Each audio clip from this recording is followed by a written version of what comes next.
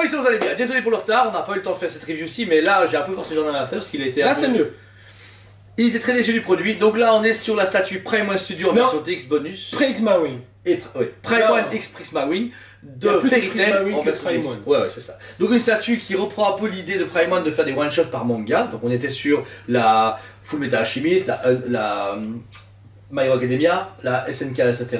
Là, pas ouais, mais je veux dire l'idée. Ouais. Sauf que malheureusement, moi j'étais déçu aussi, c'est qu'on était sur du format 1/4 pour My Hero Academia. Bah, 1/4, 1/6 pour FMA. Eux-mêmes, je trouve que au niveau des échelles, c'est un peu bizarre de autant dériver parce que regarde Doro un 1/4. Oh, je suis hyper content, hein. Mais après t'as la FMA 1/6, puis ensuite t'as un autre Dio 1/4. Là tu fais, mais gars, pourquoi vous avez pas juste dit? Je pense que comme les dinosaures, il faut que ça soit dans une sorte de bulle où c'est canard. Non, Doro, le mec il mesure. En réalité, il mesure 2 mètres. Allez, 2,30 m peut-être, tu vois. Dans la vraie vie. Fais-le en os. Du coup, dans ta logique, fais-le en os. Ouais, c'est vrai. Donc là, on est sur le diorama DX Bonus de Fairy Tail. Une statue du coup qui met en avant les trois personnages principaux qui sont. Attendez, Natsu, Erza. Gris. Comment? Gris. Ah, ok, d'accord. Moi j'aurais dit Gerald, mais je connais que celui-là. Ah, il y a une ressemblance parce qu'au niveau de Game Design, il. Ah, ok. Ouais. Le mec, c'est quand même le mec le plus talentueux de cet univers. Donc, Version DX Bonus, vous avez les différences, c'est les 3 têtes. Donc vous avez des têtes qui vont changer pendant la review, comme ça vous savez. Le reste, c'est une version. Il y a une 12e tête pour Natsu, non? C'est moi qui suis fou. J'ai cherché dans les pièces donc. J'ai l'impression qu'il y avait 3 têtes pour Natsu. It's not my fault. Okay. Alors on va commencer justement sur Natsu, le personnage principal qui est devant le diorama vers un peu plus bas. Un Natsu très bagarreur.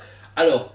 Malheureusement pour vous, enfin moi je vais critiquer comme un fan de statue, donc je vais avoir vraiment aucun avis sur la ressemblance entre un animé et un manga, c'est vraiment une statue. Très belle statue, moi j'aime beaucoup Natsu, même si j'avoue comparativement à la Ikigai, c'est de la merde, rien à voir, la Ikigai est bien plus belle et bien plus texturée, ça c'est sûr, mais il a aussi une tête bizarre.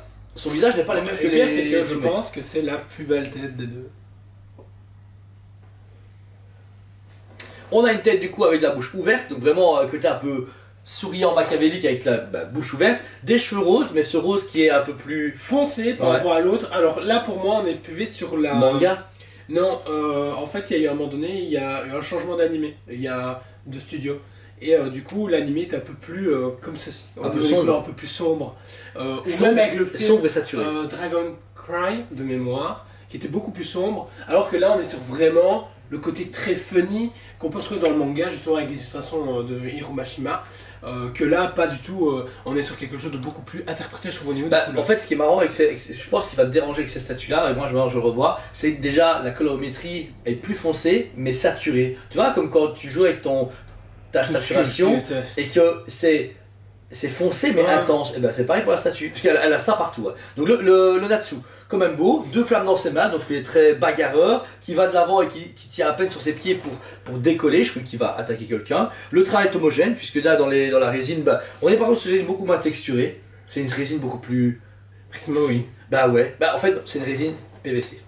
Parce qu'il y a beaucoup d'éléments qui sont en PVC, il y a des éléments qui sont en résine, donc c'est très particulier, surtout pour le budget qui a été annoncé, donc c'est pire. Ah, ça coûte et surtout qu'on passe quand même de en échelle en 6ème de la FMA, c'est ça qui me marque le plus en tête, à ceci, qui est pour moi déjà pas lumineux et tout ça, et puis même en diorama contexte comme celle-ci, la MHA qu'on vous a présenté, My Hero Academia, et également la SNK, qui est 3000 balles. C'est ça, donc ici franchement voilà, travail homogène, tout le Natsu, ensuite on a Erza.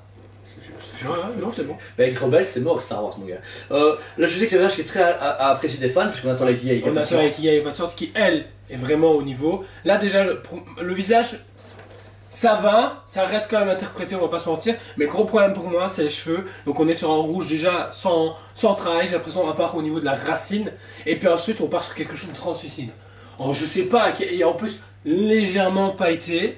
Donc, franchement. On n'a pas vu le même animé, ni vu les mêmes illustrations. Parce que j'ai en plus les 2 bouquins d'illustrations de Fairy Tail. Il y a aucun moment donné, il s'est fait pailleté. Ouais. Je sais pas. Donc voilà, donc quand même un travail très dynamique puisque les cheveux partent sur le côté, donnent un peu plus de forme à Erza. Ensuite une armure, enfin si c'est bien d'avoir une armure, pas vraiment juste en tissu. On est sur une armure bien travaillée. Pareil qu'il fait un effet quand même plastique, je vais pas vous mentir. Le travail de l'armure par contre franchement il est vraiment nickel. J'aime bien le travail, la patine qu'ils ont pu donner et le côté métallisé. Ouais. Il est joli. La position est aussi cool, le fait d'avoir les mains écartées et l'épée, donc ce côté très dynamique qui décolle pour aller vers l'ennemi qui est commun à tous les héros. La jupette pareil, un tout petit peu texturée mais à sentiment de jouet. Je vous avoue que c'est vraiment... Ouais, c'est du plastique parce que même tu sais quand tu sors le plastique il y a un tout petit peu mou là, bah, c'est pareil, c'est un peu dommage. Et ces jambes du coup qui sont en position sur la roche, c'est cool, elle est vraiment en train de lécher tout doucement les flammes de Natsu, c'est cool. Et ensuite Grey, donc là par contre pour moi c'est celui qui est le plus dynamique et le plus vivant. Pourquoi? Le fait déjà qu'il soit légèrement retourné et qu'il ait sa glace, qu'il est en train de créer et qu'il y a de la glace qui commence un peu à s'écarter partout, et ben pour moi c'est mon préféré. Et je voudrais bien en Ikigai sur des coups, c'est dommage. Parce que. Bah, il y a une prochaine Ikigai FaceTime, il y a le point prod d'hier, ouais. Et moi, je mise sur lui ou Luxus. Bah, ça serait bien parce que je trouve que là personnellement, alors je connais pas le perso. Alors, mais... cette tenue vraiment vert. Il a, à un moment donné, il y a une tenue un peu plus stylée, qu'on a pu voir en Papa, ouais. Qui est vraiment plus cool. Bah là, il a et poil, puis, là. Lui, t'as envie de le mettre avec Jubia. Jubia, c'est sa copine au final. Ok. Mais donc là, le travail de Grey est vraiment cool, le visage chouette, etc. La peau est quand même bien travaillée, même si, on va pas se mentir, on est clairement sur du Mega House version Prime One, parce que ça se voit, ça se sent, c'est, je sais pas comment expliquer, ça se ressent dans le visuel. Mais c'est pas dégueu. Ils n'ont rien oublié, je veux dire, il y a les tatouages, il y a son fameux collier, il y a des ombrages, etc. Il y a les cicatrices et tout, mais niveau de la tête, c'est pas lui. Alors la tête, oui, la tête là, on est sur un gars beaucoup plus déterminé, avec une bouche légèrement ouverte et un regard qui est vraiment centré. On voit que tous les trois regardent sur trois angles différents. Bah, un angle commun parce que c'est devant eux, ils sont pas regardés à gauche et à droite, mais moi c'est pas mal, j'aime bien cette dynamique d'avoir les trois persos qui se rassemblent mais qui s'écartent pour faire un combat commun, ça c'est cool. La glace, vraiment chouette, ce côté un peu opaque au dieu et après translucide.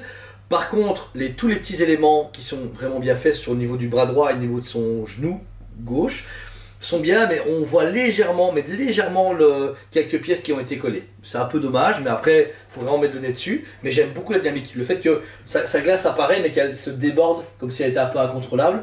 J'aime beaucoup, et puis pareil, ils ont donné. La position est bien pour une fois. Je vois bien la même stature en Ikigai avec une finition de Tsume.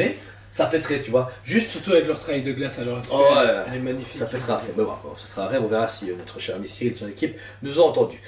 Ensuite, le socle, un socle à la Prime One Studio, surchargé par pas mal d'éléments. Tout d'abord, en dessous de Grey, la glace, qui donne vraiment ce côté encore accompagné de pouvoir. Elle est cool, mais vraiment pareil, sombre.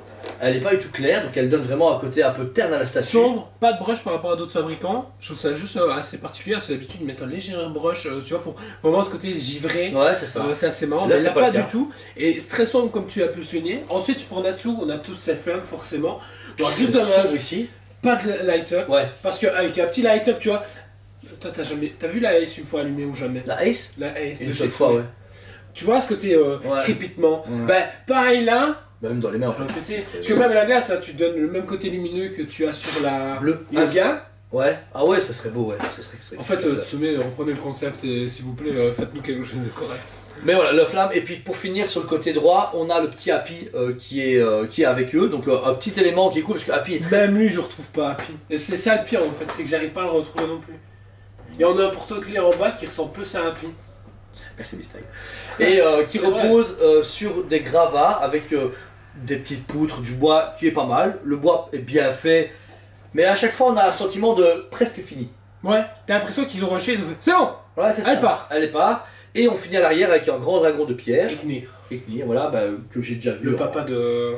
Papa adoptif de Natsu. Okay. Mais super beau, mais pareil, ce qui est particulier, c'est qu'on a vraiment un côté très clair au niveau du visage. Et puis très foncé après. Bon, je sais pas pourquoi. Même là. Est-ce qu'ils ont voulu accentuer la glace, la lumière de la glace, j'en sais rien. Mais le dragon est bien fait et on retrouve la même idée qu'avec les Magodemia où vous avez derrière la statue de All Might. Limite, le dragon est mieux fait que le reste. Bah, ouais. Pour les visages, comme vous avez dit, donc Grey avait un visage premier du nom avec sa bouche légèrement ouverte, hop, vous savez enlever la tête, ou vous pouvez mettre un visage où il est plus sérieux et énigmatique. C'est un peu mieux. Deuxième visage Natsu, on avait dit, donc celui avec la bouche ouverte avec ses dents, et si vous l'enlevez, vous découvrez donc du coup